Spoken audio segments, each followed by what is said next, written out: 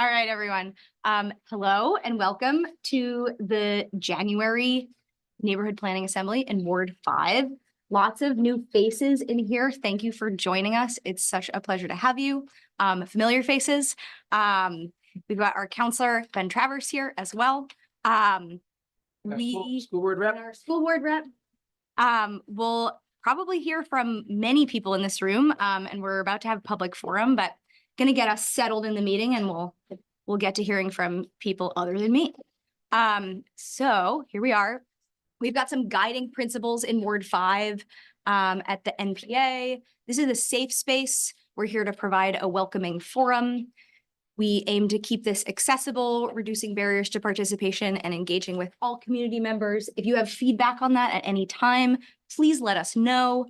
We are hoping that this will remain a respectful space where we respect cultural and economic differences and value diverse perspectives. And we want to be vital, relevant, creative, and fun. This is always an effort. Again, if you have ideas about this, we want to hear them. And we are nonpartisan. We do not endorse political candidates, although we have a number of them here with us tonight. And our steering committee, I'm Lena. I use they, them pronouns. Joe. Joe Derry, Ferguson Ave. Jason Van Drysh, Caroline Street. And I'm Terry Rivers. Oh, sorry, Free, go ahead. I'm Terry Rivers. I live on Locust Terrace. Cool. And wow, we're all here. Okay. And we've got a couple of websites just to keep things interesting. NPA5.org is managed by us. And then our city website is on the city website. And then Fosca keeps us honest, is helping with agendas and can answer questions that we can't. And we got Charlie on the camera. We have an email address if you want to reach out to all of us at any point. Come on in. That's ward5npa_btv@googlegroups.com. Next, I think we're mostly good on this at this point, but Zoom, quick reminder, you can unmute your audio or start your video at any point on the bottom left corner of the screen. And Fosca will help me in case I'm forgetting anyone who's raised their hand. Feel free to put something in the Q&A if you're waiting too long. Okay. And our agenda for tonight, we are doing our welcome right now. In a moment, we'll start public forum. Everyone is welcome to participate in public forum. We'll go over ground rules for that in a minute. I'll give a little preview. We're going to do some bylaws work for the NPA in the coming weeks and months. We'll hear from Samantha Dunn on the Gateway Block development. We'll hear from Lucia Campriello. Yes. Okay. On the school district budget proposal overview. And then we're going to revisit a fun activity we started many months ago in August at our social event in Callahan Park, and have carried that through to here. So without further ado, lots to get to tonight. For public forum, please identify yourself. We want to know your name. We go to the next slide. Oh, sorry. Thank you so much. And where you live, whatever about that you're comfortable sharing is fine. If you're affiliated with an organization or an entity, please let us know. We try to keep things to 4 minutes. But if you are being really interesting, maybe we'll let you talk for a little longer. And I'll give you a prompt after 3, just to keep things democratic. All right. Would anybody like to speak in public forum tonight? Reed.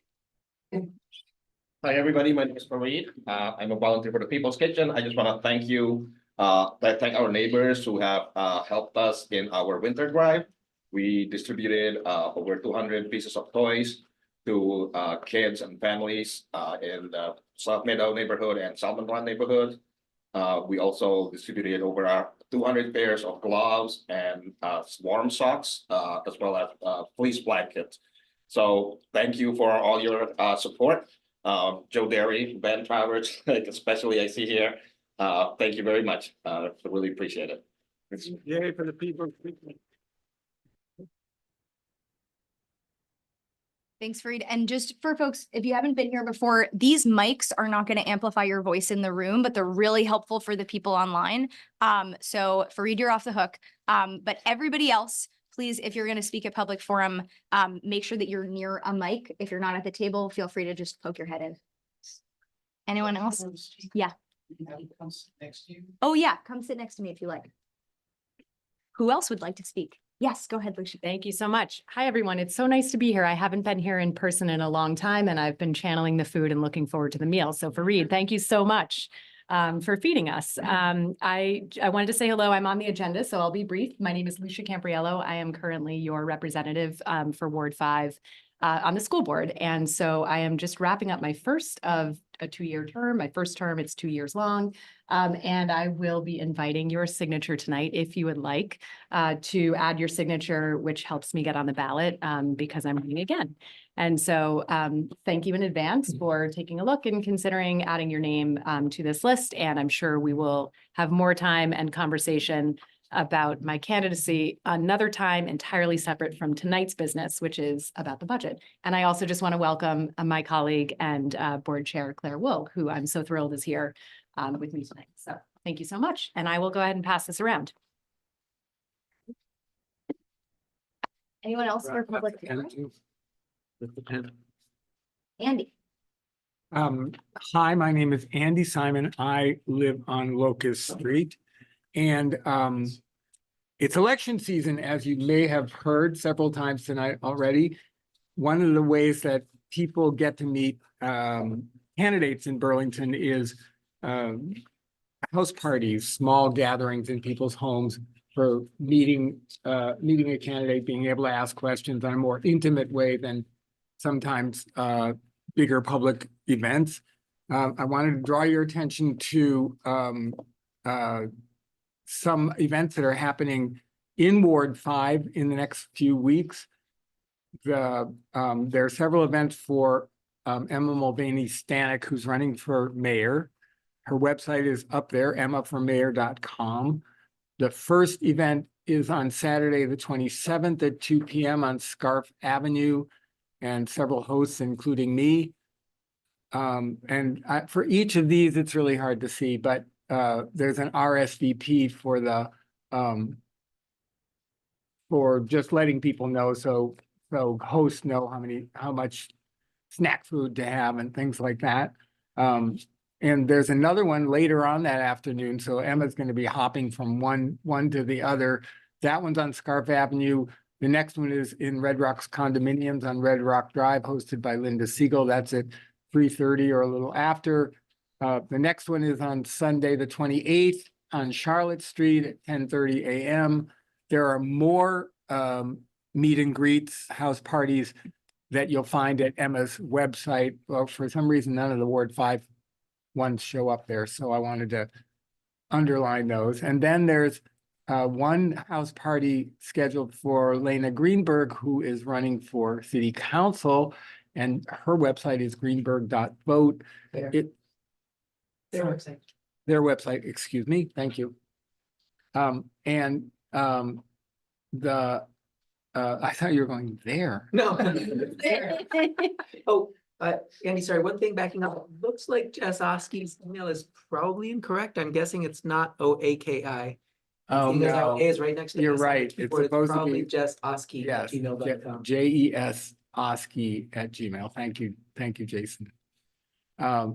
Lena's, the one meet and greet that I know of is at our house, 54 Locust Street on Saturday, the 2nd of February at 3 p.m. And you can essentially RSVP for all of these by just calling my number, which is 999-5275, and I will relay your RSVP to the various hosts. So thank you. And, I want to say one other thing. This town is a wonderful town, but there are not enough people who vote. And it would be a much better town if more people voted. Normally, even in mayoral elections, we barely crack 40% of registered voters. And presidential elections, we might get up to 50%. But it's very, very, very low overall the whole city. We're higher in Ward 5 and in Ward 4 and in Ward 6 and some of the other wards. But over the whole city, the voting percentage of registered voters is pitifully low. So please vote. But ballots come out by Valentine's Day, I think, and by mail, and then March 5th is town meeting day. You can vote in person. Thank you. Anybody who wants to register to vote or change your address? You can do it right here. Thanks, Charlie. Thanks, Fosco. Okay. Anyone else? Go ahead, Ben. Thanks, Lana. So since it is election season and everyone else is announcing their candidacies, I suppose I'll take a moment here as well. My name is Ben Travers. When we first moved here to the south end, we were renters on Hayward Street, and then started to raise our family at the corner of Home Avenue and Pine Street, and now we live on South Crest Drive. So we've done the tour to Ward 5. And have 3 young kids. Our 2 oldest are at Champlain now, and I work here locally here in Burlington as an attorney. And it's been my great honor for the last year and a half or so to serve Ward 5 on our city council. And as Lucia mentioned, she's running for re-election now to the school board after her first term, and Lucia and I jumped in at the same time 2 years ago. And I will be running for re-election as well to the city council here in Ward 5. I anticipate that we'll have additional opportunities, hopefully here at the NPA, to talk about the issues with you all, and certainly to hear from the community. But I know that Burlington has a number of issues that it's dealing with right now and needs to continue to deal with. That said, I think we've done a lot of good work on the city council and here's the city over the last year and a half. I'm very optimistic about the future of our city. I'm looking forward to Samantha's presentation on the Gateway block, for example. It's great to see buildings rising over downtown Burlington right now. As chair of our ordinance committee on the city council, I've been very proud to champion initiatives like the new South End Innovation District, which should bring roughly 1,000 new housing units here to Burlington. I'm excited that here in the coming weeks, we'll be introducing the new neighborhood code, which citywide will open up additional housing opportunities here in Burlington. We've championed a number of important climate initiatives, including our standing up one of the few communities really in the country that stood up a carbon pollution impact fee. Was proud to work on new regulations for short-term rentals in our community, which because of those regulations have now taken our housing trust fund, which supports affordable housing here, from a value of roughly less than $500,000 to over $1 million now in our housing trust fund to support affordable housing. I will tell you that in joining the city council, there is a learning curve. A year and a half in, I feel like I'm just getting my legs underneath me, and hope that the community will elect me to another term here to continue that work. Andy's mentioned that Lena's running. Lena, I welcome them to the race and look forward to the discussion to come. So thanks very much. Thanks, Ben. Anyone else for public forum? All right, we've got 1 more minute left. Just kidding. I keep thinking those 6s are 9s. We've got 4 more minutes left, so I'm going to take one of them and say, hello, I'm Lena. A lot of people have been talking about me, so I'm just going to say my own words. I too am running for city council in Ward 5. I'm really excited for the opportunity to run. I think that we have a lot more space to talk about important stuff when there are 2 people in the race instead of 1. And I am excited to talk to you all about this bold Burlington that we can have, in which everybody has a place to live that they can afford, and everybody feels good about sending their kid to walk up the street to go to school and is not worried about them getting hit by a car, and imagining that, we're going to count all of our emissions and really meet our climate goals and raise those standards and take care of everybody in this city. So I'm sure we'll talk more about that. Always lots to say. The best thing about running for office is that you get to spend a lot of time talking to people. So more to come. And maybe I'll see you at Andy's house in a couple of weeks. Any further public forum before we close it out? Last chance. Anyone online? All right. So let's get back to our agenda so we can just do a little time check. So I'm gonna, preview of our bylaws work. Anyone else on the steering committee, feel free to chime in. A few months ago, there was a resolution passed in city council that required the NPAs to update their bylaws in accordance with anti-discrimination policies. We've had a really great discussion here over the last couple of NPAs about what that looks like for us. The beauty of NPAs is that they are independent of the city, although to some extent, although varies depending on who you ask. They do fall under the city purview. So we are being asked to update our bylaws. The steering committee in Ward 5 is working hard on identifying what it is about our bylaws that need to change.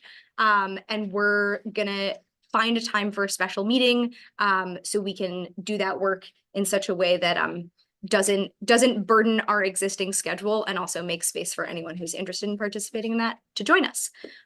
So that's really just a sneak preview.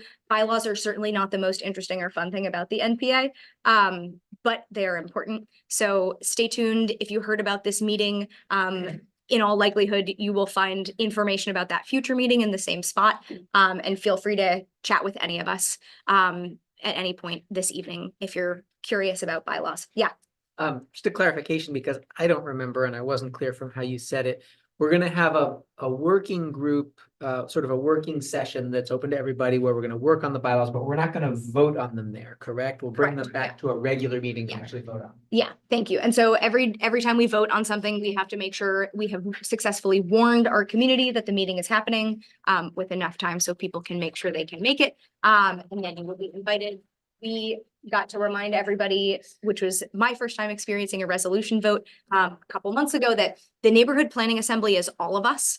And so we, even though there are a number of us on the steering committee, when we vote, if you live in Ward 5 and you're here, you count. And your vote is really important. So we'll be in touch about what's happening with the bylaws when we have a date for working on them. And you will find out about when the vote is long before when the vote happens. And just to double underscore it, just because what we're doing is a little bit unusual, the work session about the bylaws will be an open meeting, just like any other NPA meeting, open to everybody and anybody who wants to engage in the scintillating work of bylaws revisions. Thanks, Jason. Anything I missed from other steering committee members? Grand. Okay. Samantha, Yes, you're on. come sit next to you. Thank you. Please join me. Yeah. Is that the easiest? I think so.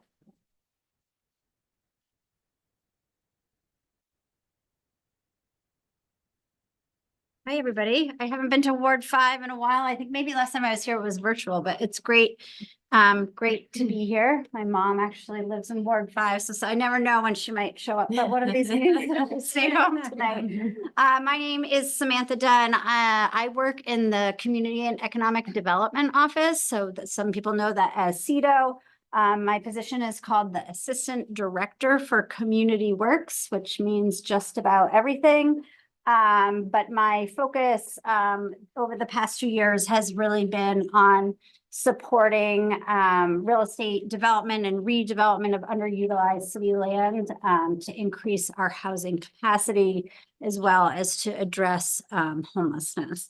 So I was very involved in the development of the Elmwood shelter and again, work with both private and nonprofit developers on housing developments and others to sort of make sure things are moving forward and then focus on city property that is currently underutilized and could be better serving our city. So tonight I'm here to talk about Gateway Block. I think my email's at the end, but you can always find me if there's a different project you're interested in that I just mentioned or you have a question about, always feel free to email me. And are you gonna just, when I turn the page, right? Yeah. So this is the Gateway Block.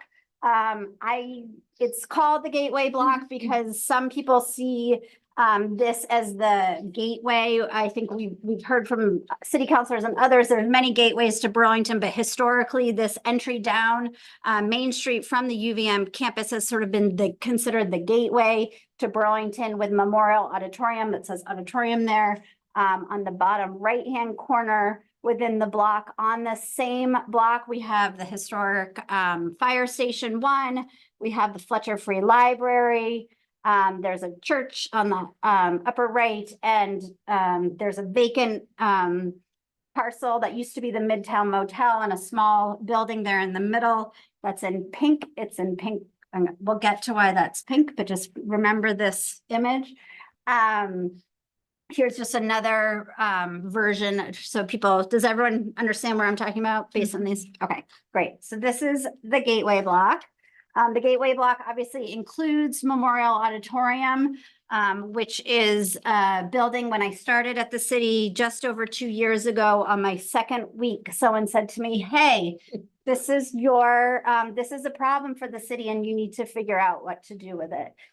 So I've been working on that for a couple of years.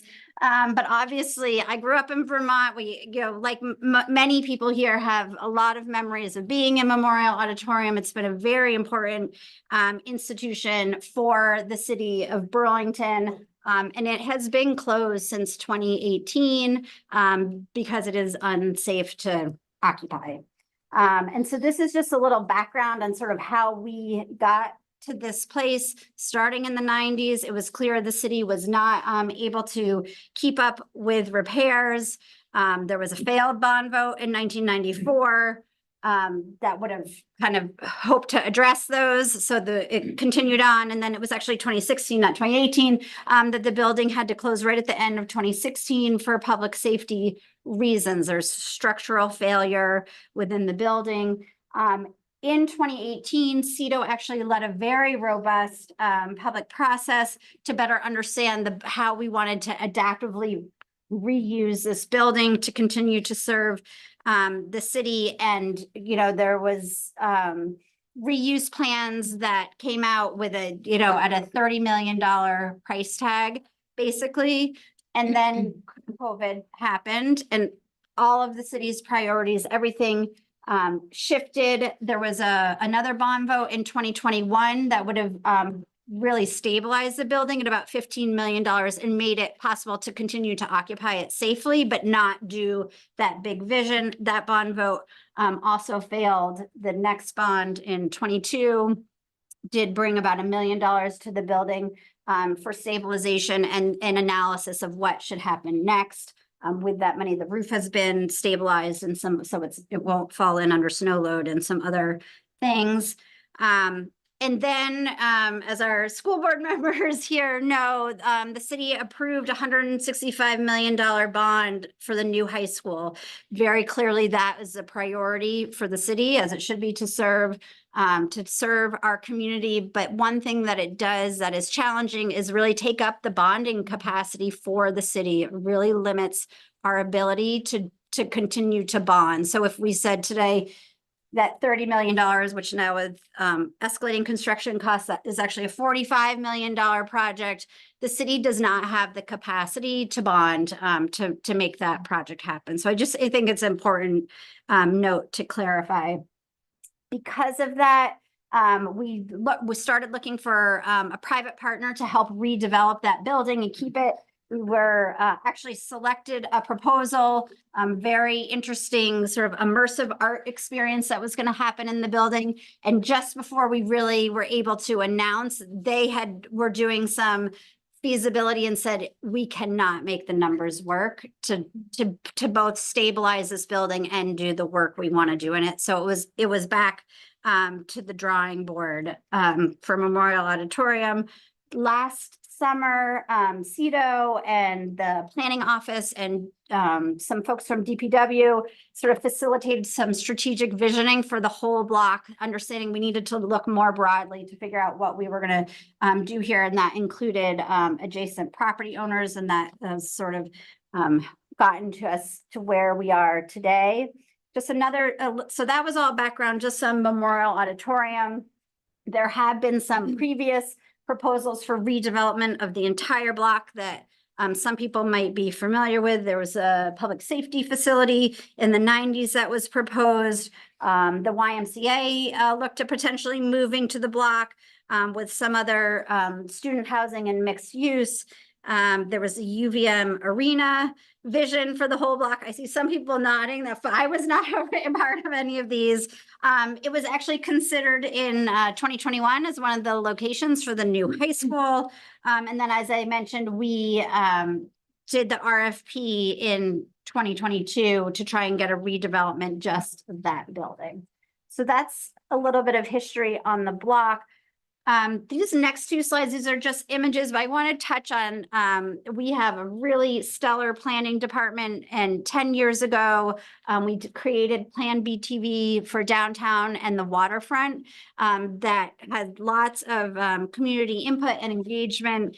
And a major component of this new downtown plan was, re-envisioning public and private sites throughout the downtown, including, this block. And the vision really looked at how do we take advantage of underutilized sites on the parcel, in the city and within the downtown core, really. And so the entire Main Street corridor was a focus. And so envisioning or visioning for this block has been going on, I would say, for more than a decade, kind of with and without Memorial Auditorium. Make sure there's no questions. Want to go quick. What now? I think, again, as I said, we have to do something. We need to do something 2 years ago. We're still trying. We really need to address the ongoing costs and liability of the Memorial Auditorium building. We need to chart a direction for capital activities in the downtown. We need to be able to move forward with vision and activate our underutilized properties to create public benefit generally, and to help address our housing shortage, which I think most people are aware of. As we're looking forward, we are carrying in that 2018 work that happened. We had over 2,500 surveys where people were identifying community priorities for what should happen in a redeveloped Memorial Auditorium. So we, those factors beyond a public assembly, a large public assembly space, are things that we know the community in 2018 identified as priorities. We think most of those are still relevant. The top 5 are here that we want to make sure we're continuing to incorporate as we think about redevelopment of the block. In addition to those, I think these are the key priorities to the city, sort of taking that gateway, making sure we've got an attractive and welcoming entrance to the downtown. We're creating new mixed up income housing. We're of course preserving the veterans memorials that, while the whole building was a memorial, there are actual memorials within the building that need to be preserved and open back up to the public. And then inclusion of public space that addresses those priorities that were on the previous slide. And we've heard very consistently that it needs to, 242 Main itself probably isn't going to come back, that there needs to be dedicated space that is youth-led and serving the youth of the city, because that is a sorely missed asset since the closing of the building. We know public parking is important in the downtown, and we know we need to grow our grand list, increase our property tax revenue, and generate long-term economic benefit for the community. Barriers, part of the reason we're feeling confident about how we're moving forward now is we feel like we're addressing some of the barriers that got in the way of some previous redevelopment efforts. One of those is that the ravine sewer, does everyone know what the ravine sewer is? Yep, we've been talking about it quite a bit, crosses that. A little bit of back. You don't know what the ravine sewer. The ravine sewer was the historic sewer in the city of Burlington, and it is literally like a ravine that got built over, and it runs through our downtown. It's like, you can walk, it's like now it's enclosed with brick on the top, but it used to be a ravine, and people just threw stuff in it, and now there's a very antiquated sewer line. Where would you see that? Where would I see this? You wouldn't see it, it's all underground. Yeah, but one thing, the ravine sewer crosses diagonally. It goes under our Fletcher Free Library, so you've probably been above it. Crosses that the vacant parking lot that's next to the fire station, which has meant that it made it very difficult to redevelop that site because you can't put anything down. The Great Streets Main Street project is addressing that, so it's going to get rid of. Stop using the ravine sewer and put in new modern sewer lines as part of the upgrades to our stormwater and wastewater infrastructure. The other big challenge we face is lack of control of that privately held land. If you remember the magenta shape on the beginning of those parcels have been privately held, and we have not been successful in the past with being able to negotiate with that landowner for a shared vision for redevelopment. And then the city's, as we talked about, inability to finance the bond for the vision for 2018, and just sort of the costs of repairing and renovating Memorial Auditorium makes adaptive reuse really financially unfeasible. We're continuing to explore if all our parts of the building can be preserved and adaptive reused, but on its own, it's not financially feasible to ask anybody, public or private, to take that on. It just doesn't work. So we feel like what we have now is a potential way of moving forward that addresses those barriers. So as I mentioned, the ravine sewer is going to be relocated. We are going to be looking at private investment to achieve some of the public objectives as we looked at it in those 2018 priorities from the community. We, are facing a housing crisis that requires us to create opportunities and approaches that we wouldn't have considered previously to bring new housing.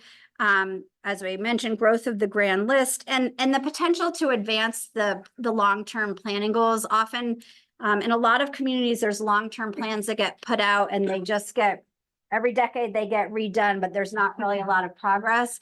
Something that is amazing about Burlington is there's really good plans and we're making progress on them. They're actually being implemented, and this is one of those opportunities. This specific opportunity is for a public-private partnership with two local developers, Eric Farrell and Joe Larkin. These are both people who come from Burlington and really care. They care about the city, and they care about this block and having something happen on it that is better serving the city. They're, as I said, they're local. They have a lot of experience working in this community. They've got a proven track record. They have site control over those parcels that we have previously struggled with negotiating over. And they have a vision for this block that aligns with our goals and priorities that come from their love for the city and a long record of securing major project financing that the city is not able to do on its own. So Ben, hope this presentation probably looks familiar. We did get city council approval in the fall to enter into a letter of intent with Eric Farrell and Joe Larkin to kind of go into due diligence to see if we could get to a development agreement for how to move forward. So that work is underway. The work is going to identify roles, responsibilities, and capacities of the partners, going to start to identify how we value property and think about ownership and redevelopment structures. Is it a land lease? Are things being sold? Things like that. And then what the development program priorities are and just all of the logistics. There's likely that this project will include the relocation of that fire station, which has actually also been a long-term goal of the city. There was a study done a few years ago. Yep. Sorry, when you say relocate the fire station, do you mean move that function elsewhere or Yes. physically move the building? The function. Okay. The function. Yep.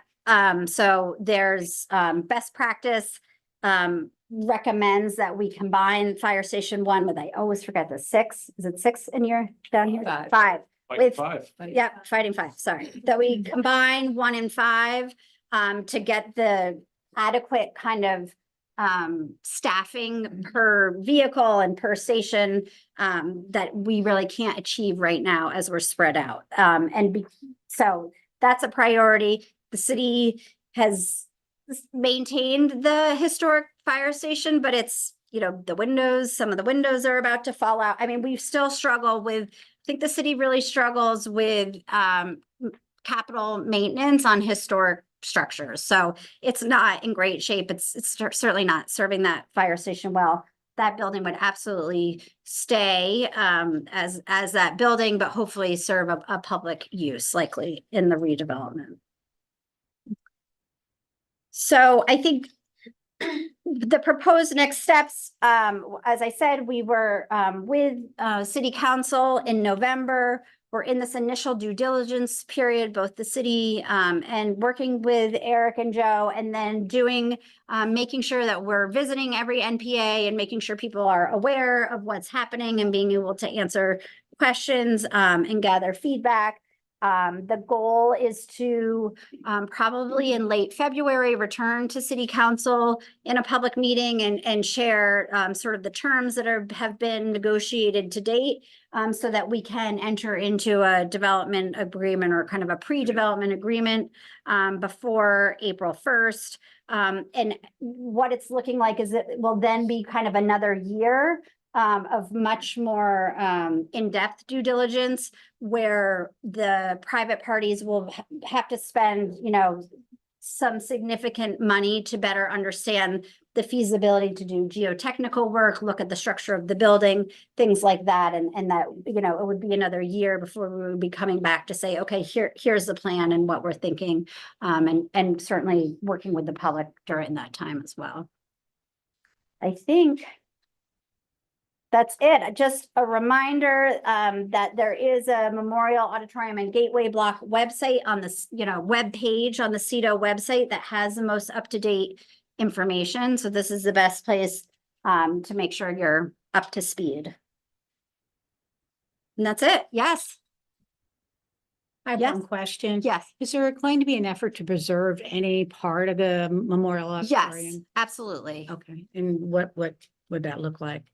I think there's an evaluation. I think it's a combination of evaluation of the different structural challenges and so what makes sense to preserve. Is there a portion that makes sense structurally to preserve, and then programmatically how it would fit in with the overall programmatic vision? I think you know, personally, I think it would be wonderful if we could preserve the portion of the building that the memorials are in and they could stay there and that would be open to the public. That's a way of kind of keeping that fabric and that continuity, but you know, that work hasn't been done yet. But certainly that is a priority, is to preserve as much as is feasible. Yes. Speaking just as a Ward 5 resident, not in my role on the steering committee, this of all places in the city, this is a place where surface parking should be absolutely minimized. Yes. I would love to see, and I'm sure many others would as well, nothing but handicap spaces as surface parking, the rest structured. Yeah. And that, even that, less than people have historically thought we need. This is a site where there'd be so much benefit from a real focus on space for people to interact, not space to store people's cars. I totally agree. Thank you. Please record that as a public request. Yes, I think that vision is shared too. Great. It seems like there's been a lot of challenge around securing funding to do this understandably enormous project. Given that the city is going to enter into a relationship with a private developer, what room does the city have to say, actually, we need 50% of the housing units that are built to be affordable? Like, where's the room for making sure that this is not just what the developer wants, but actually what Burlington needs? I think there is certainly an opportunity. I mean, we have a zoning ordinance, obviously with IZ.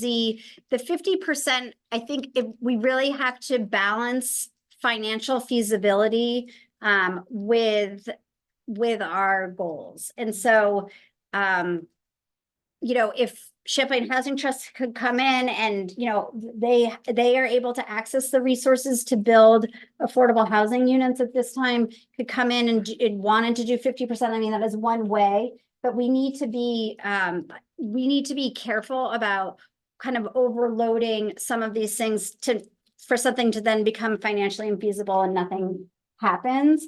Say that my background before coming to the city was as an affordable housing developer.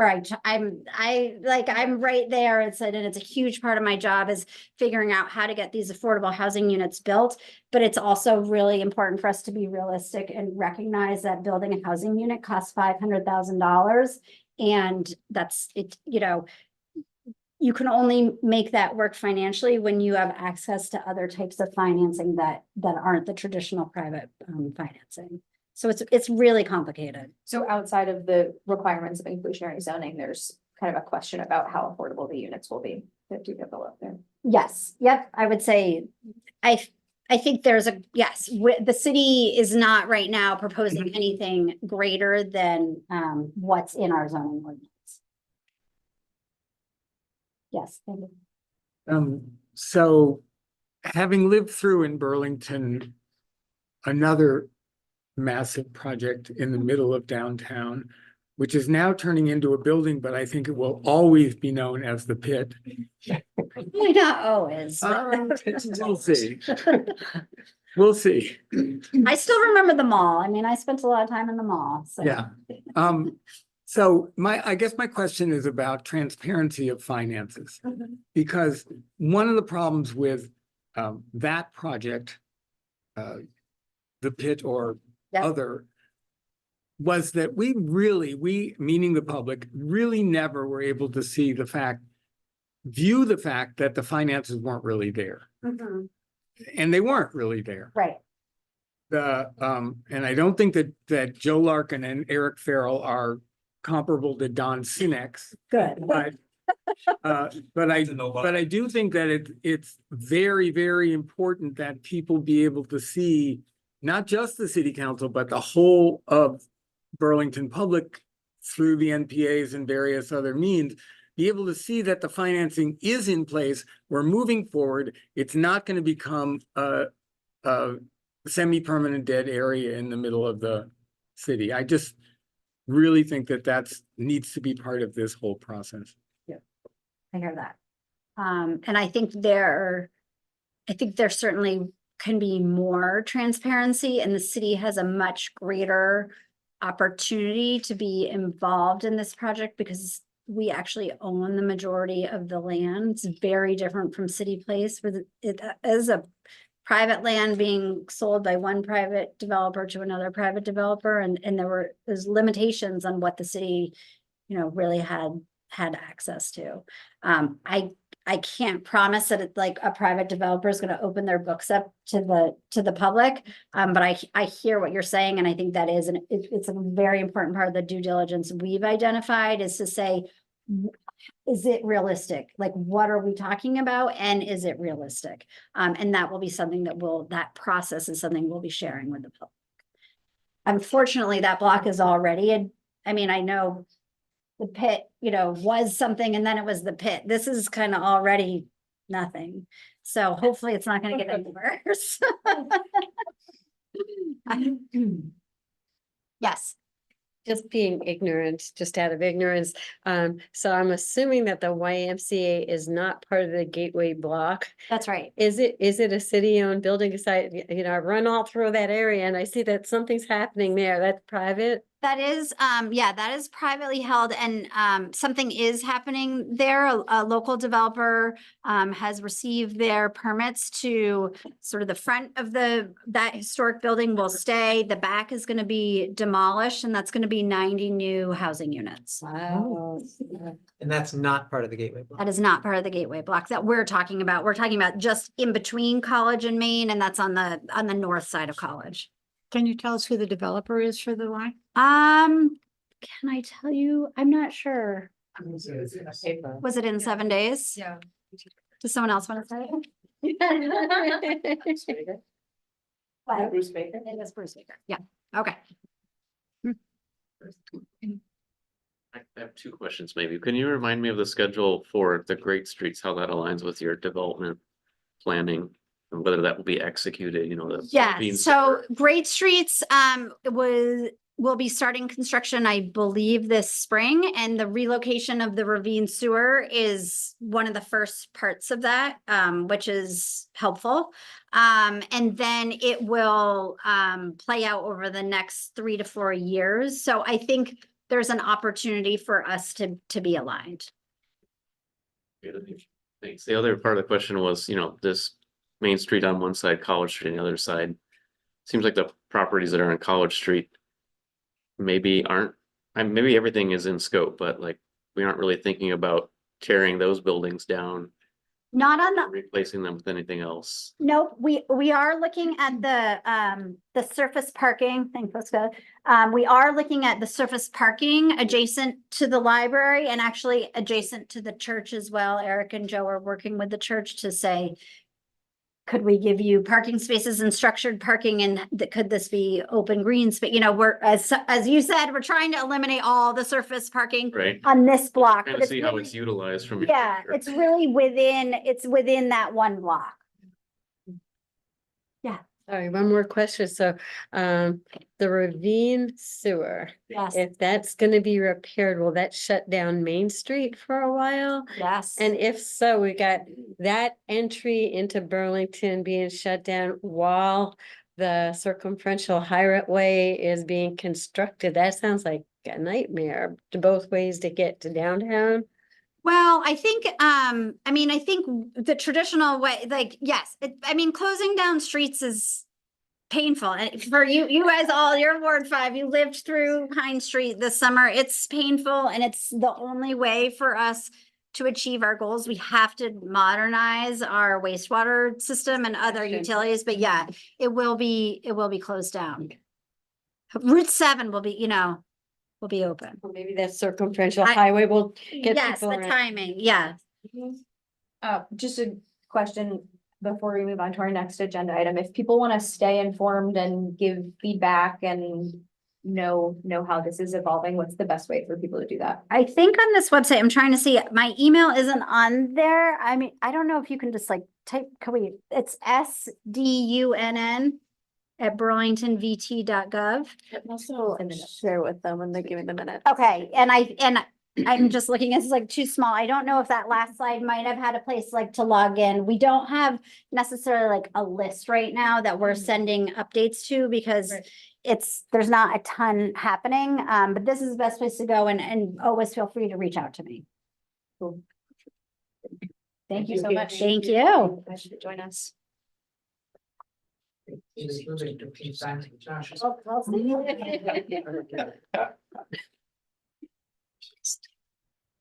Hey. Building is still there.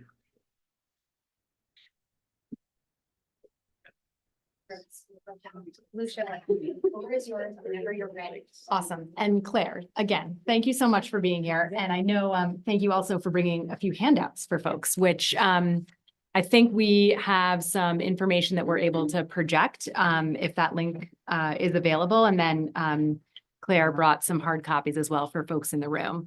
And otherwise, all of the materials that we talk about today are on the school district's website, which is bsdvt.org. And all those letters sound the same. So it's Burlington School District VT, like bsdvt.org. Okay, awesome. And there's the URL. Get started. Jason, do you want to move your mic so that when Claire? Oh, sure. speaks, we jump? Thank you. Okay, so I think what we want to do is maybe run through, we're going to use this 2-page document as sort of an engagement tool for this conversation and be brief about it so that we can preserve the majority of our time for discussion and questions, if that works for folks. So just, yeah, so I think before I jump into this, I did also want to share sort of the board guidance that board members provide to the district team as they're rolling out the budget process and beginning to think about how to develop the budget.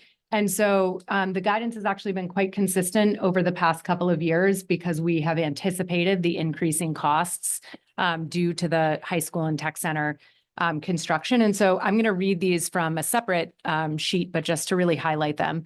The guidance that the board has provided to the district includes that It's really important that we recognize that our staffing level must be responsive to enrollment changes. And so we can talk about this a bit further on, but the majority of the budget is based on the number of students that we have to serve. And so it's a fairly straightforward formula that aligns educators and adults in the building to the number of students and what their needs are.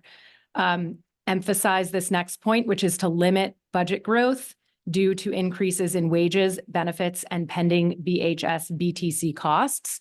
We began forecasting these increases a year ago and even before that, but really began socializing with voters and hopefully, actually, before I keep talking, are there people in this room who were not living in Burlington 2 years ago? No. Okay, great. That's helpful.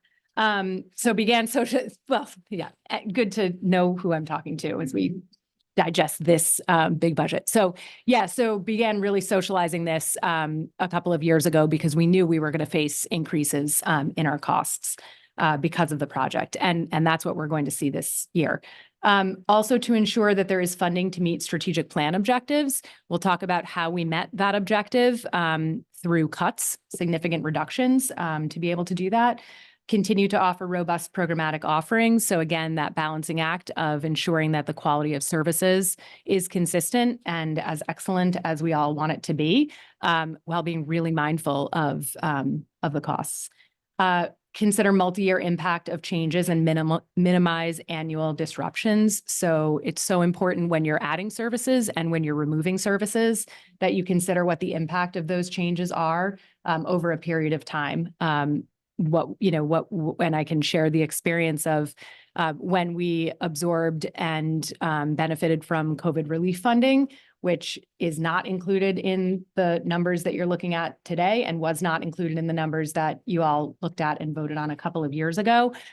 There were a number of positions with that funding that we made specific decisions to not bake into the base budget because we knew they would be short-term positions and we didn't want to cover the cost. So very limited growth in that way. And then finally, identify investments that serve our most vulnerable students and are being made in response to the financial capacity gained from the new approach to pupil weighting. And so this really reflects the district's community-informed budgeting process around ensuring that our most vulnerable, we are directing as much resources as possible to our most vulnerable students. And so again, the majority of our budget is based on enrollment. Then, of course, we have operational costs, the pens, the materials, the pencils, et cetera, that are required to run an operation. And then we have a very small amount of money, but it's a really exciting piece of the budget that is dedicated to schools and based on the demographics within those schools so that elementary schools, for example, with greater number of students who are English language learners or on IEPs, et cetera, are receiving more funding than elementary schools with fewer students who are either more vulnerable or historically marginalized. And so it's a small amount of money, but it is a way that we are able to direct resources to those who need it most. And just to wrap up on that point, because it is an important one when we think about how we build equity into our work at the school district, those budgets are developed at the school level and led in conversation with principals and community-based advisory groups. So parents, community members who are not parents, a whole bunch of different people have the opportunity to weigh in and help direct those resources. So I just want to provide that level of guidance because otherwise there's not too much content about the board's role specifically in here, and that is who we are. So important to share. All right, so down to the numbers. Proposed budget at a glance. Last year, helpfully, we anchored this year's conversation to the numbers last year. The current budget that we're working with right now that you all that was passed by voters last year was $104.1 million. You'll see at toward the bottom of that chart, the budget that we are proposing this year is $119.6 million. The majority of that increase is due to two factors. One, the BHS BTC 2025 borrowing, which you heard some about from Samantha. That's the $9.5 million number. I was refreshed to see when reflecting on last year's one pager and the content that we shared with voters and had a lot of conversation about at the board level. This number is very consistent with those projections. It is a touch higher, a very small amount higher, only because we were anticipating borrowing $100,000 by this $100 million. By this point in time, we borrowed $130 million. And that's because of the city's bonding schedule and when those requests roll out. Otherwise, this is the impact that we were anticipating last year would hit in this year's budget. And then the annual increases to wages, health insurance, debt service, utilities, again, was refreshed to reflect back on last year's conversation and see that we began this conversation a year ago. Also, really, while it is a significant increase as industries across the country and across industry are kind of all experiencing what it costs to employ human beings and provide services. The important piece about this and where we feel good about what this number will look like going forward is that we are in a 3-year contract right now, which is new for the district. Based on like previous years, we've been cycling through 1-year contracts, which you can imagine is administratively burdensome and also, more importantly, impacts morale at the educator level. And so last year we were able to establish 3-year contracts, and Claire, I welcome you to add more color to that as we go. But 3-year contracts, which means we have a sense of the expectation, and our contract is fairly consistent with communities in Chittenden County. As far as what those costs are. I'll speed up because now I'm just lingering here. The modest strategic plan investments, which is really where we are able to direct money toward programmatic initiatives. We are making $1.2 million of investments in our strategic plan, but the only way we are making those investments this year is by reducing central office staff and 4 FTEs, which we're able to do through enrollment decreases, because we wanted to be responsive to the fact that we have real serious cost drivers in other spaces. So ultimately, the programmatic increases are about $76,000 on a $119 million budget.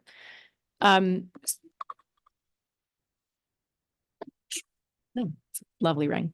Okay, so moving on, we'll look at the tax impact, which is, I know a question that is top of mind for folks.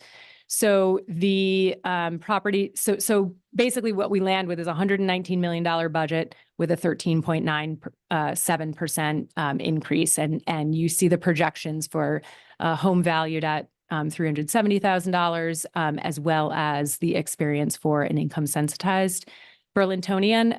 That is the annual tax impact that this budget produces.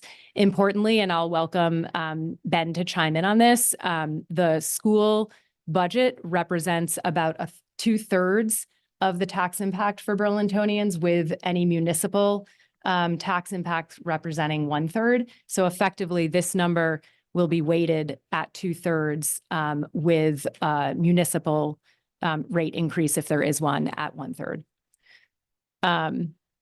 And then budget highlights, which we've touched on a bit. So again, the biggest cost driver in this budget, about 63% of the total increase, is the high school and tech center. And then the other biggest cost driver is wages, benefits, increased operating costs, with strategic investments offset by reductions. And then this last point, which might take up a good chunk of conversation, so I'll speed through it a bit, but really the driver of this budget experience is the common level of appraisal, which adjusts the property taxes for every municipality in the state. It's a state-driven decision.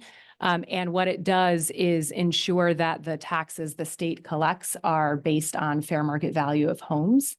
And this year, the experienced difference between our appraised values and our fair market values was significant. So what was projected to be about a 5% increase from a tax perspective, as you see, has skyrocketed to a 13 and change % increase. And so I will welcome Claire and Ben into the conversation here as well, because I know Ben is already hard at work communicating with Montpelier on this. And I will say that when I look at the charts for the common level of appraisal throughout the state across municipalities, I can share that just about every single district in the state is facing this really significant and unanticipated burden. There is serious concern across the state about rising costs and the tax impact.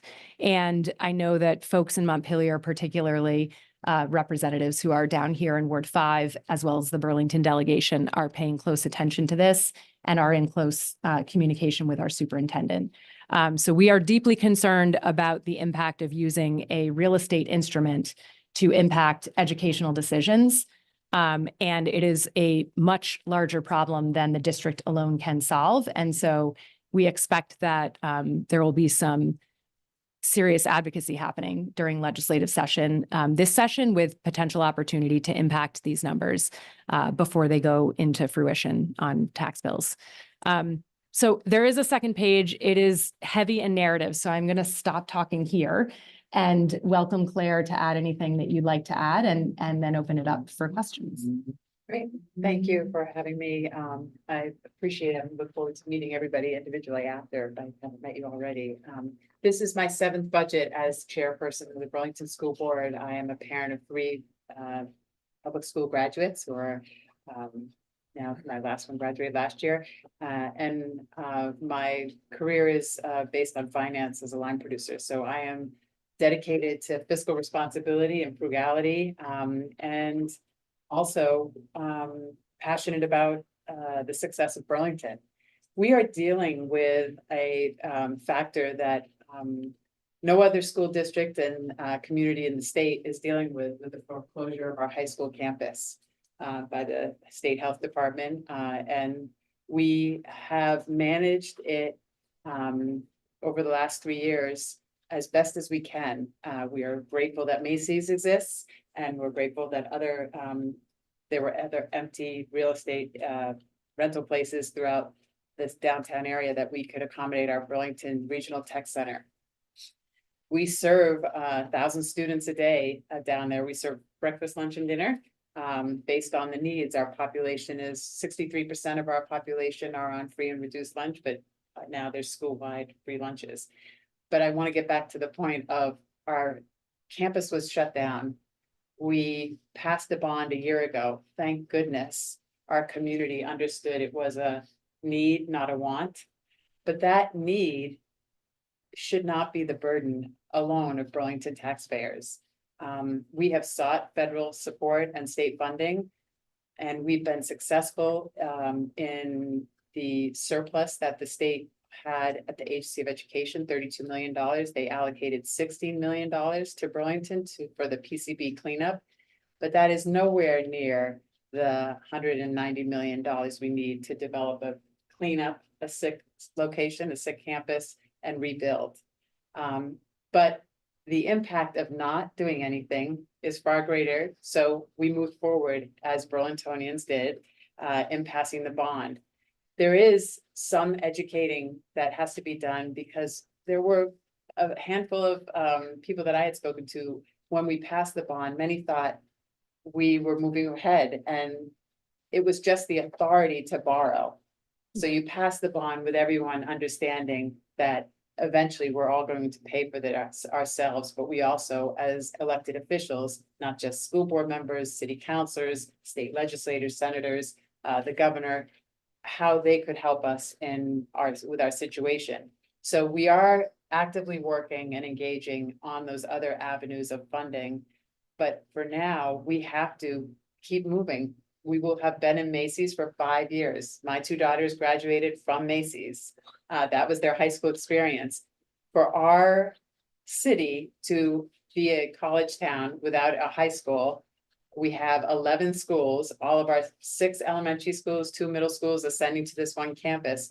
This is a must and a need, and it impacts us. And I'm sorry, that we are the bearer of this tax impact given the bond. And it is an absolute sacrifice for Burlington taxpayers. But it has to be communicated by all of us that we have to prevail in supporting this. And so as we go out and the work that we did to pass that bond last November, we will do the same work between February 14th, when you get your ballots, to March 5th, and that just imploring citizens to, we'll create an avenue that if this impact, which we are all suffering from this impact, we have to communicate that to Montpelier and to the governor and how they can help us in the future. But for now, we have this obligation to build this high school so that our home values do maintain their value, that we do have a community that those of us that are in elementary school have something to look forward to. We plan to open in fall of 2026, our high school. So we are closer to that goal than we were, 2 years ago.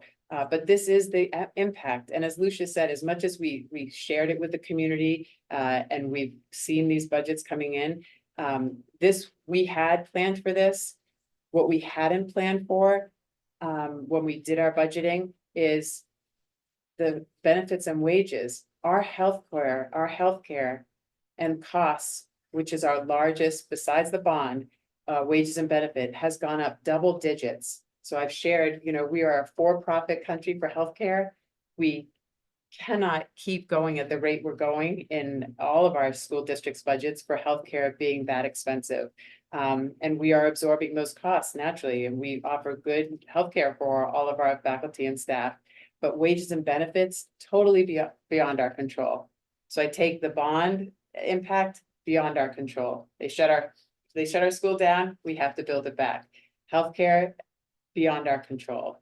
What we can control, I hope you all see the confidence in myself and our superintendent that we are frugal, we are right sizing, they call it. If enrollment decreases, we reduce teachers. Last year, we reduced 7 teachers. This year, we're reducing teachers.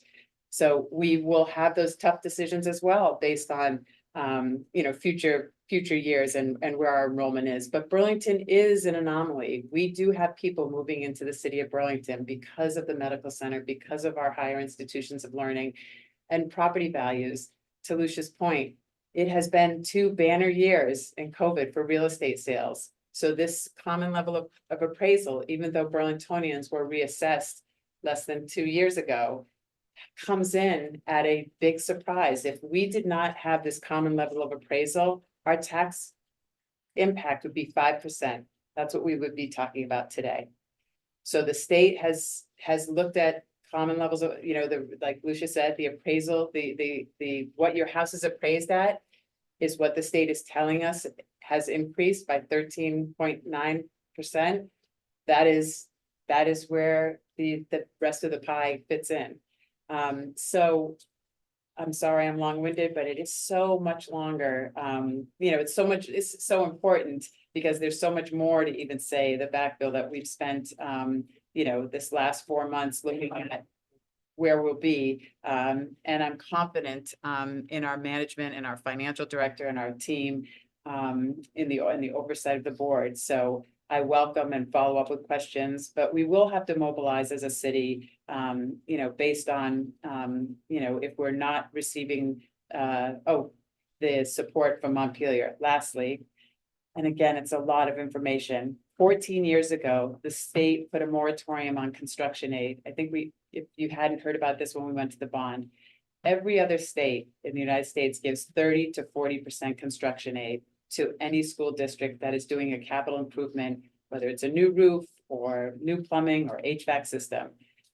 Vermont put a moratorium on any support for school districts to fix buildings, failing buildings, improvements. It came out of the education budget. The reason for it was they just didn't have enough tax base. We couldn't generate enough based on all the failing structures in old buildings. BHS is an example of trying to do a renovation where we failed environmental tests. And then we had to suffer the cost of trying to renovate it to, you cannot even go into this campus anymore.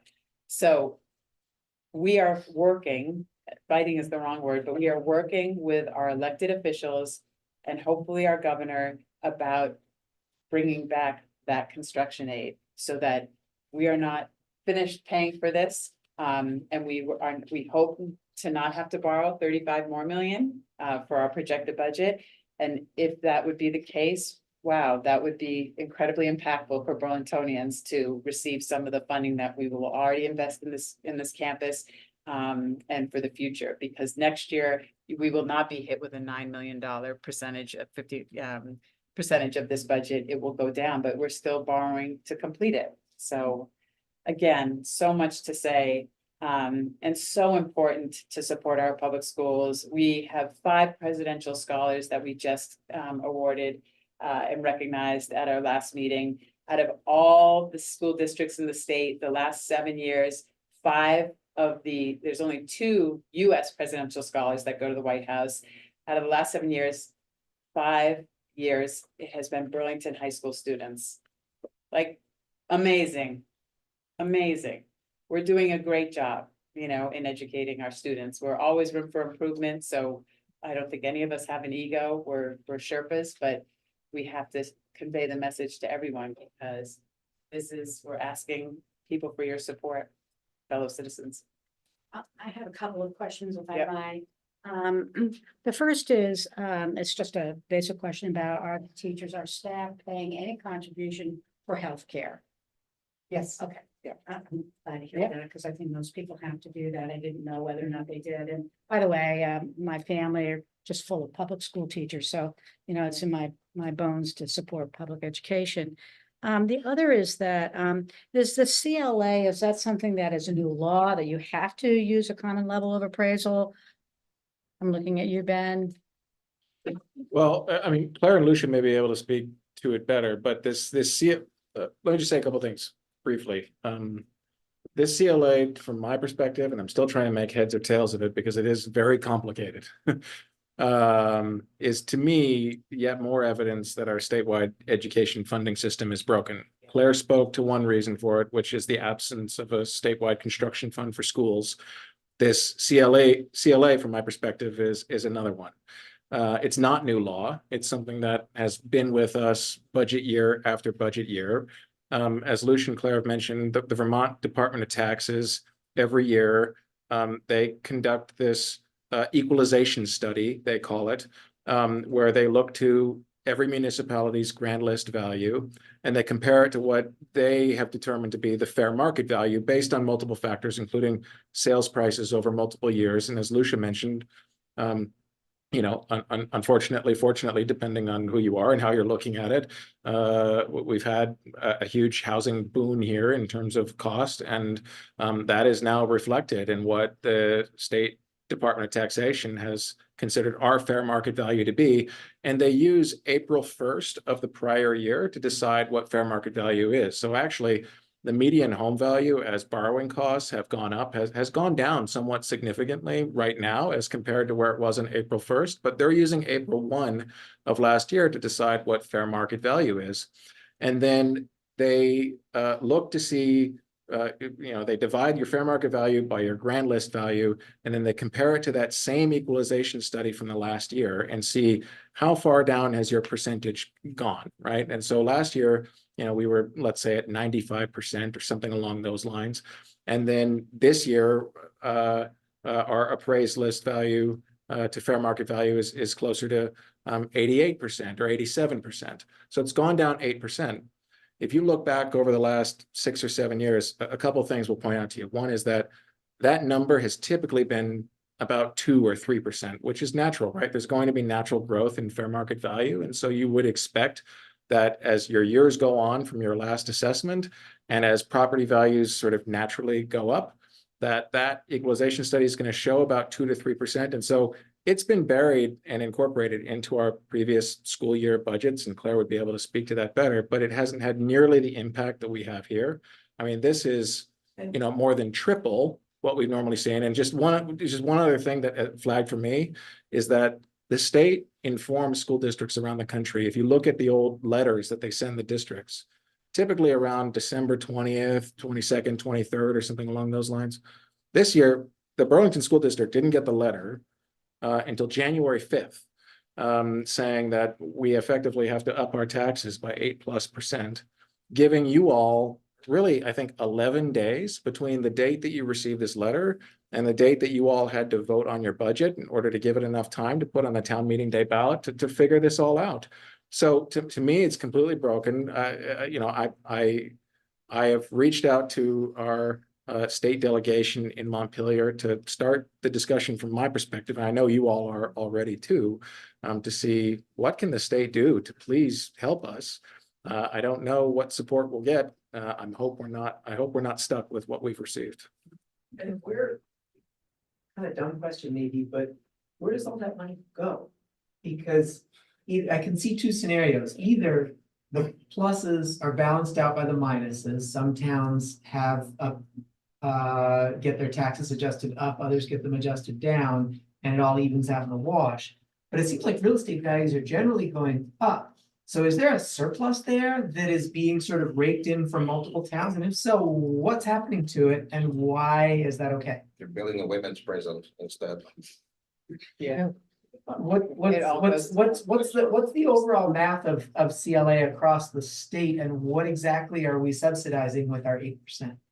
Claire, you may be better positioned to, I mean, I know you've been looking at what other Yeah, I municipalities, mean, Burlington's we not go to the alone. second slide and we write, you know, it basically all goes to your education property. So keep going, the impact of the CLAs. So we talk about how everyone, again, the percentage, we've combed that it is fully viewable on the My Vermont Tax, and it will show you state by state. So you're asking, well, with all this increase in value, so the state, you know, is recognizing everyone's homes have increased because of real estate sales over the last year. And they're collecting it all to see with hopefully based on the projection. They look, Craig, our, you know, state tax, the Vermont state tax letter cited everything we said, cost of living, insurance, double-digit insurance, inflation, infrastructure, PCB remediation. So they, you know, from the state and from the governor, they said that, you know, this will be the avenue to, you know, cover those costs. So the money, the surplus that Burlington is being forced to raise is going Well, it's not to. a surplus. I mean, to them, this is what your assessment is. It's not a surplus. It goes into the state. And then it's redistributed around the state. So yeah, you, one fund, so Burlington actually is the largest, we are the largest contributor to the ed fund, second to South Burlington, but throughout the state, so all money goes to the state and then it's equally distributed. Yeah, What, Lucia, when you said, referred to funding our schools through a real estate instrument, is there an alternative to that? Well, I think that's Ben's point, is that, yeah, it's super problematic that we get handed what is effectively a real estate instrument that imposes decisions. Like he said, we had 11 days to make decisions based on real estate changes, and we're making decisions about educational services for children. And so I think that's kind of the overall point here, is that the way that, and I think a recognized one from Montpelier as well, is that just the way we are organizing ourselves to support quality educational services isn't working in Vermont. And so I think that's the change that folks will be calling for. On the flip side, I will say though, and what's disappointing, especially about the common level of appraisal, is the other piece of information that we were talking a lot about a year ago and 3 years ago and 4 years ago, when members of the board, including Claire and others who are no longer serving, advocated hugely and successfully for the changes in the equity pupil rating. And so we were anticipating, and had we not had this really catastrophic CLA impact, we were anticipating that this year being the first year of that reconfigured equity pupil rating, that Burlington would experience a favorable result, and that we would have a favorable result. We would begin to receive more money because our population has higher needs and we had been underfunded before. So we were anticipating that favorable impact would absorb some of the increases that we knew we would incur from the bond and from other things. And had we not had the CLA come in this way, that would have been the case. And so we don't want to, and importantly, we don't want to change that instrument, right? Yeah. So That's, yeah, again, in more information, but your Burlington, Vermont School Board, 2 years ago, volunteered more time to call out a 2019 study that was initiated by the Agency of Education about how we weight pupils, how the state funds pupils. It was a indefensible formula. And we presented in 2019 to the State House, to the senators, elected officials, examples of every other state throughout New England and elsewhere, how they weight pupils in an equitable and with empirical data that made sense. And we passed, not just Burlington, we then reached out across the entire state, worked with school districts from all over the state, so rural districts that impacted to urban districts like ours, and we passed with the support of our elected officials, Act 127. This is the first year Act 127 has gone into effect, and what that means is out of our 3,000 plus students, we are weighted double 6,932 students roughly. That's how much the state money is giving us, because with our population in our urban environment, just like in a rural environment, we need, our weights are more. So it costs more to potentially educate students in our, with higher needs or, again, that we were never receiving that type of recognition and funding that, let's say our neighboring sister schools, whether it was, our neighboring schools that had more money that potentially had students with less needs or fewer needs. Does that make sense? Yeah. So we were poised to really, and we talked about it last year, but we never wanted to count our chickens before they were hatched, to say, you know what, this will help us immensely. We're going to spend our 2 years knowing this bond is coming. If we get that weighted pupil to an equitable, and everyone spoke to it, and people, you cannot disagree with it. You cannot disagree with it, because it's the facts of how we educate our, students. So the CLA system, it seems, is basically an accelerant of gentrification. The property values go up, and then our taxes go up even more because of the CLA. Because we're out ahead of places where property values aren't going up as high. I think your assessment of fundamentally broken is spot on. Yeah, Ben, you said it very well. Thank you. Well, and to take it a step further, right? I mean, if you think it looks bad here in Burlington, it's worse in Shelburne. Yeah. It's worse in South Burlington. It's worse in Winooski.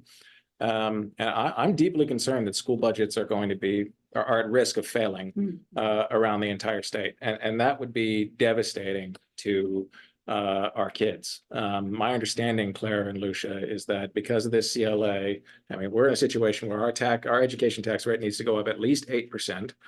And if you all wanted to get your budget down to a point where we're only increasing the education tax by 8%, it will require the reduction of 50 teachers, which would just be devastating for us to have to do something like that. But we're in a very difficult position right now because of our state's education funding formula. Has there been, Ben, this is a question for you, has there been a reappraisal of commercial properties in Burlington after the very skewed appraisal at the beginning of the pandemic? Yeah. And why, as a result, did residential taxes not come down in response to that? Yeah, I've been concerned about that too, and have been calling for a broader reappraisal of commercial property values. It's been done on a focus basis, but not on a citywide basis. And my understanding is that over the next year or so, there's an intention to go back in a more purposeful way. John? Just an observation is that there's the appraisal techniques for commercial properties. It's based on income, rental income. In a pandemic, when everybody's home, the rental income is down. I mean, it's different in residential, which is based on comparable sales, and as we all know, Vermont became a haven. So it's not fair, but Is that something we could change? To make the appraisal of commercial properties based more on the enduring value of the property rather than the transient income that it generates? Or just make education funded based on income. Yeah, and I think that's the ultimate fix, and it's so interesting to hear this conversation. When I was in my twenties, shortly after I moved to Vermont, I helped put together a small statewide coalition called the Fair Tax Coalition. And it took us 5 years from when we started organizing to get a hearing on the floor of the House. Because the people who ran the money writing, the tax writing committees were unalterably opposed. They said at that time, well, the reason that we have education funding based on the property tax is that incomes go up, incomes go down, property values are stable over time, maybe go up a little bit. So that's the only logical way to do it. And then a few years later, thanks to the leadership of Doug Racine and Peter Welch, who were leaders in the Senate at that time, we got Act 64, which created a little bit of a circuit breaker where your amount that you paid for property taxes was limited by income variation. So if you had a lower income but a high value property, you got this, was then called a prebate. Now it's actually baked into the tax rate, and you get a letter from the state telling you how much of a reduction you get. But there's other ways to look at this, and I think this is clearly a time when we should be asking our elected leaders to take a more long-term visionary approach, and we should be talking again about, as Lucia just said, linking education taxes to the ability to pay, which means income. And just as a point of comparison, last year or the year before, Massachusetts had a statewide referendum to enact a millionaire's tax. It was heavily bankrolled against telling people to vote no. Guess by whom? It passed strongly. And now there's something, I think I read in the Globe, there's something like $140 million in the first year, which was dedicated as part of the proposal to go into schools, capital funds, and addiction reduction and prevention strategies, and affordable housing. Vermont could really use that. Yeah. Well, and I think now's the time to advocate for that, given the supermajority in Montpelier and the appetite for a more progressive tax system. And another thing that I've read about that I'd be curious if there's any potential in Vermont is a different approach to property taxes, where you don't pay property taxes yearly, but rather they're paid when the property is sold. So you pay property taxes in a lump sum when you actually get cash. And I wonder if that's something that might insulate people from basically being pushed out of their homes by yearly tax bills, and instead have the taxes come due when you cash out. Well, oh, sorry. Yeah, go ahead, Jeff. I don't have a question so much as a comment. This is like a really complicated issue, but as someone who spends a lot of time doing housing advocacy, I can't help but see that one of the problems that is not really being spoken about here is that the housing prices in Burlington are out of control. This is like a symptom of that. There's kind of all of these incentives that push the price of housing or the value of housing up. Almost all of our systems try to push housing up and up and up. And this is like this rare occasion where there's like a consequence. And so we need to be thinking about, as a community, right? How do we flip that back around? It doesn't necessarily, I don't think that it needs to be related to the school taxes. I don't think that this is a fair situation, but it is this moment where we can't get lost saying, how can we move these things around to save our ass right now? How can we fix things around and make sure that someone else is paying this or whatever? It sounds like also with the things that have changed, that Burlington is getting more for than from the state than what it got before, and now we're also paying more. So there's a lot of money moving around, but just when we think about how do we seriously tackle the availability of housing, which is the primary factor that drives up the price or the value of homes, it's scarcity, and we have a fundamental absolute scarcity. As a renter, I haven't been able to even consider moving out of my apartment in 3 years.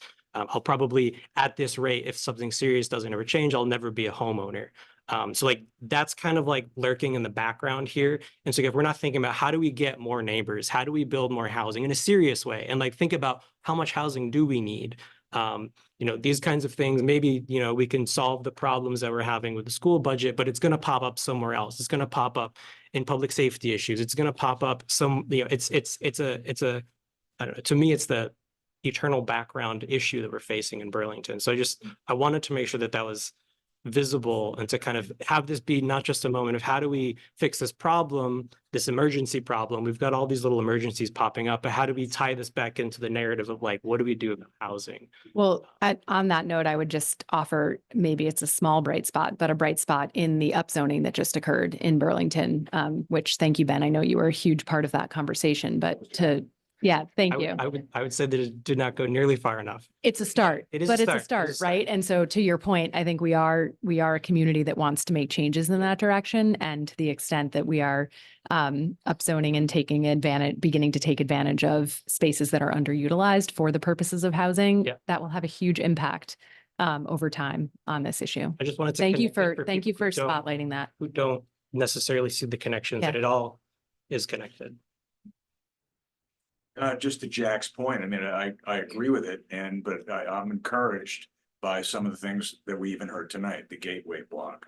The changes to the code in terms of the residential districts, recent enactment of the South End Innovation District.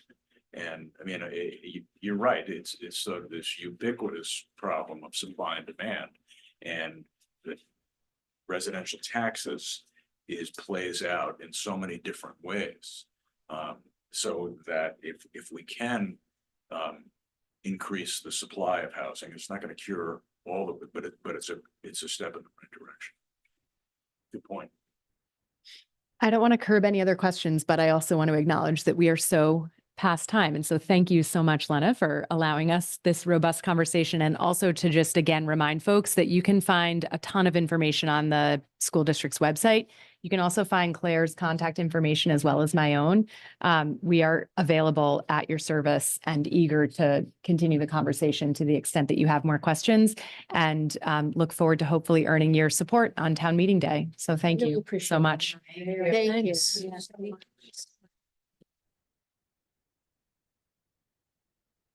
All right, robust discussion is what the NPA is for. Yeah. We're doing it right. We are gonna transition to something a little easier. If you want to stay, that would be awesome. If you want to go, that's also understandable. We did a cool thing as a community. Back in August, we had a social event in Callahan Park. We saw maybe 75 or 100 folks over the course of an afternoon, which was really exciting. A lot of new faces, folks we had not seen at the NPA indoors. So it was great to see new people outside. And we had a table that asked people to weigh in on what they wanted to see in the South End. And we got a lot of ideas and feedback. And we wanted to do something with that. There are so many opportunities to give input in Burlington, which is great, but it doesn't necessarily seem like they always get taken. So we want to do right by the input that was given to us by our community. And we categorized those ideas into a couple of different sort of scales. Many of the ideas were community-led. These are things we can do amongst ourselves. There was also city-led projects that are a little harder to do without city support. We need folks in the city to get behind them and support them. And then there are capital projects, bigger investments. And we, in December, had a little activity. We had a sparsely attended NPA because it was right before the holidays. And we got some input. We had a form online. We've sent it around on Front Porch Forum a number of times, which has been great. And we've gotten 85 responses, which is really exciting. If you want to go to the next slide. There are some highlights. I can read you all of the data, but that would take us all evening. Some notables, people are really excited about veggie gardens instead of lawns, community dinners and walking clubs. We can do all of these things. We could just get together and do them, which really makes me feel hopeful.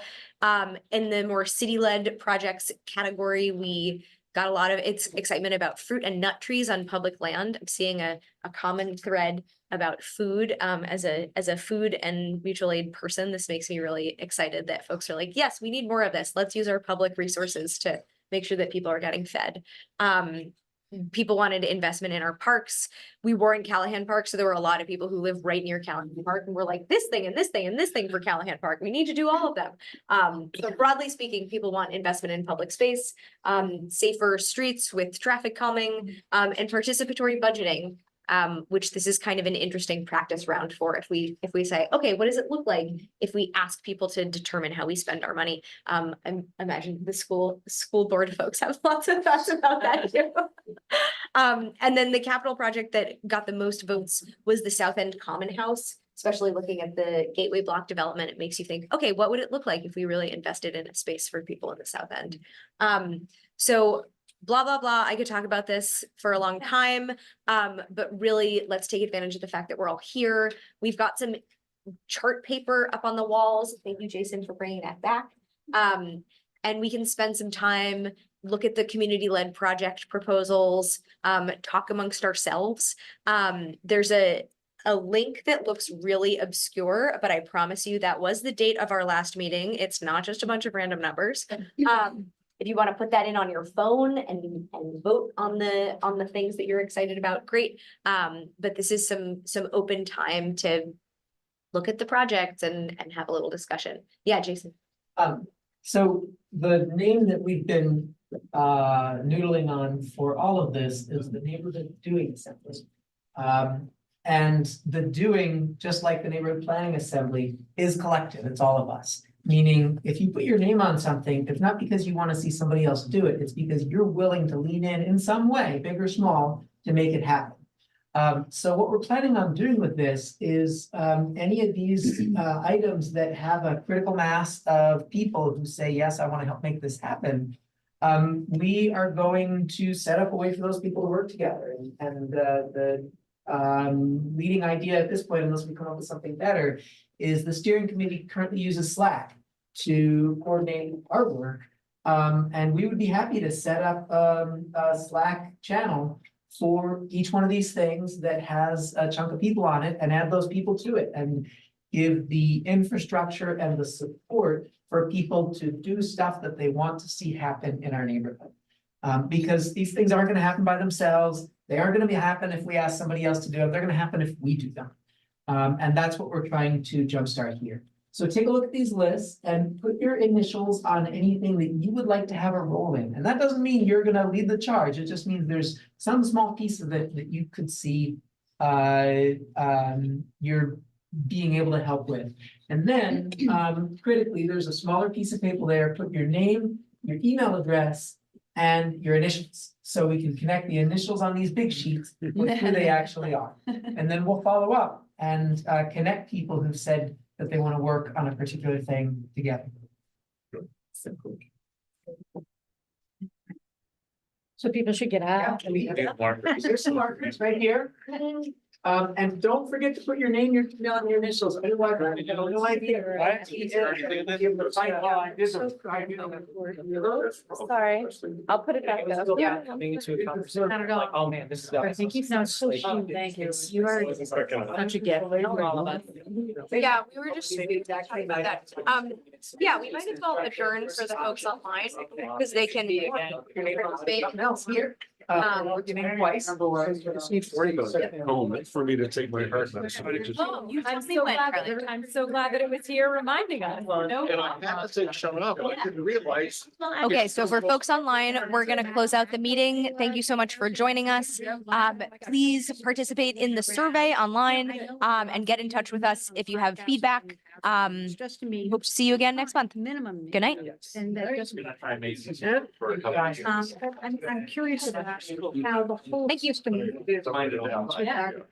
28 years on Valentine's Day. Oh. 28 or